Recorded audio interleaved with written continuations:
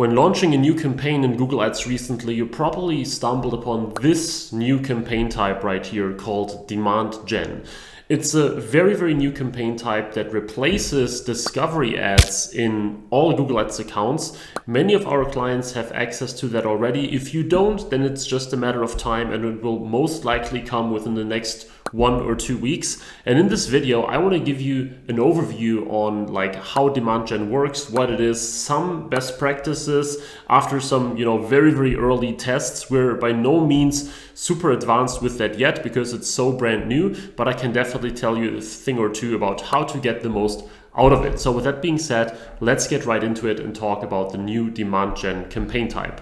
Overall, of course, your lowest hanging fruits as an e-commerce store remain shopping and search, but Demand Gen is a nice addition to that, especially if you run into scaling issues, if you maxed out your shopping campaigns, if you maxed out your search campaigns. Demand Gen might very well be a good next step, better solution than discovery, which also means, of course, if you don't have Demand Gen yet, it doesn't really make sense to run a discovery campaign right now. I assume they will be upgraded eventually or something like that. But if you intend to, launch a discovery campaign now in late October 2023, I would suggest that you wait until Demand Gen becomes available. So let's talk about how to use Demand Gen and some best practices as well.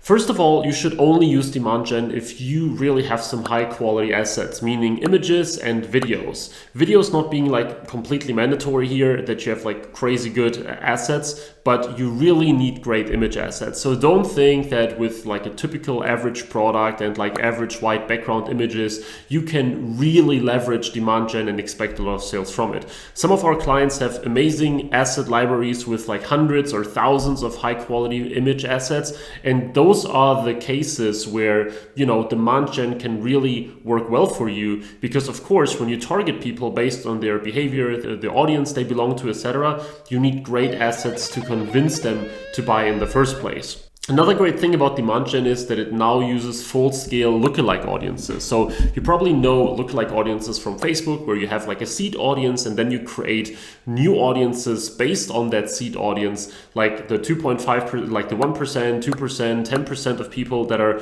most like those people, that are closest to what those who those people are. Now with Demand Gen, we have that in Google Ads as well. With 2.5, 5, and I believe 7.5%, you can create audiences based on your, for example, purchasers or the people who added something to cart, which is similar to the previous similar audiences that you had on Google Ads or that you still have. But now they are actually called lookalikes and they are available in the Demand Gen campaign type. And so far they are pretty promising, and the results we've seen from lookalike audiences versus some others seem to be better at this point in time.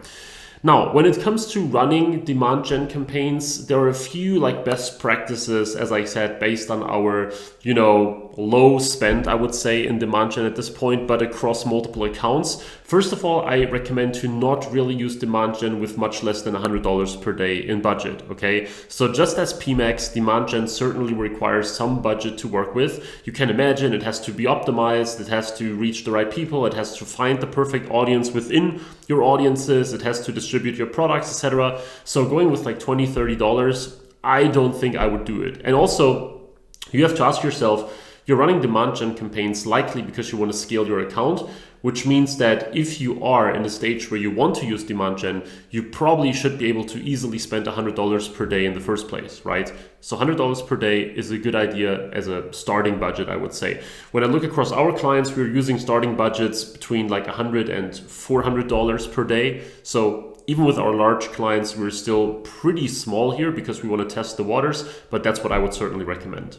Another thing I would really recommend is to test multiple audiences. As I said, lookalike audiences seem to be promising, but you should still try in-market audiences. You should still try custom segments, because you never know where the perfect audience or where the perfect customers are hiding. So use multiple audiences, potentially in multiple ad groups, to have a very clear segmentation and understand which one performs best.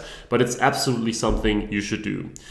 When it comes to assets, basically the same principles apply as to PMax. You should have a range of, first of all, of course, high quality, but especially also diverse assets too. So try to avoid to just have like the same product photo, but from like 10 different angles looking exactly the same. Try to use like ambient shots, one white background image, a person using your product, then like a completely different angle, then, you know, some other things, whatever you can sort of come up with, but try to be diverse with the range of photos that you present. Google will then test them, rotate them, maybe even across, maybe, you know, one variation of a photo works best in one audience and vice versa. So try to be as unique as possible. Of course, you don't have to reinvent the wheel, but try to not just use the very, very similar 10 images and that's it. That way your performance will definitely be better.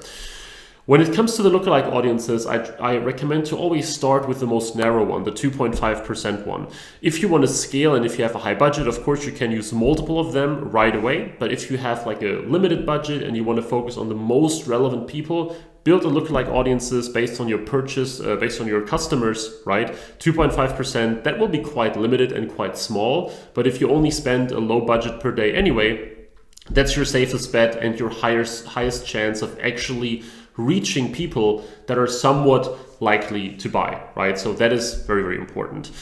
When it comes to running the campaign for a certain time, again, similar as on PMax, but definitely similar to Discovery, you should give it at least like 7 to 14 days, ideally 14 days, right? Most likely, here's what happens, what will happen when you launch a demand gen campaign. It will probably not spend from day one if you put a target in place, right? If you have, let's say, a target CPA of $10 and you have a daily budget of $100, chances are it will not spend right away, just as many discovery campaigns or other campaign types do not necessarily spend immediately depending on your goals. But you should be ready to be able to spend your daily budget at least 7 to 14 days. So if you say, hey, I have only $200 to spend, I set $100 per day budget and I need to see results by tomorrow, then you shouldn't do it. You should give it at least 7 to 14x your daily budget. So for that reason, it's only something for brands that can afford to at least lose a little bit of money while testing. Our clients that are using demand gen right now with us, they are either so big that they say, okay, let's spend 3, 4, 5K on a demand gen test campaign, and that's fine if it doesn't yield crazy results right away. Or we are monitoring it very closely, but still give it at least like 7 days, right? You don't need to flush the money down the toilet, of course, but you should still be willing to give Google some time testing and improving. And we actually see now with our sort of first demand gen tests that results tend to slightly increase and improve over time. So that is extremely important and basically goes for all campaigns with Google, but especially when it comes to, you know, display, discovery, YouTube, demand gen, those kind of things where you have like purely visual asset-based targeting. And then last but not least, you should start either with uncapped bidding, so like max conversion bidding, right? Or with a realistic target CPA. If your break even is like $30 CPA, you shouldn't go with 5. Or if your average account CPA in the past has been 15, then don't go with 7.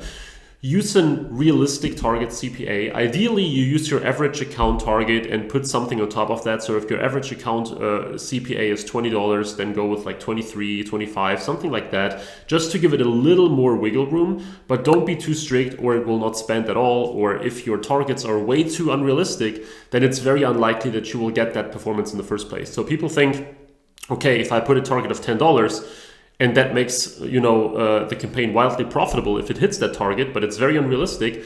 It's very, very unlikely that it will hit it. Not only will it spend less, but it's also less likely to be profitable in the first place, because with that unrealistic of a target, Google cannot really use its machine learning power and cannot really use its algorithm to the best extent. So be realistic and rather be a bit too open than restricted too much. So as I said, demand gen is pretty new. We're still in the very, very early testing phase. I will definitely make a new video about it at some point in the future when we have better results. Definitely after Black Friday, the latest, I would assume. If you want to follow along and make sure that you don't miss out on new demand gen videos and content, but also, of course, Google Ads in general for e-commerce, performance marketing, conversion rate optimization, make sure to follow this channel. Leave a like if you enjoyed this video. And if you want us to run your Google Ads campaigns for you, or you want to learn it by yourself, then check the 2 links in the description for us handling ads entirely for you, or my Google Ads training, the eCom PPC Academy, where you learn how to do it all by yourself. So now, with that being said, again, thank you a lot for watching, and I look forward to see you in the next video again. Bye-bye.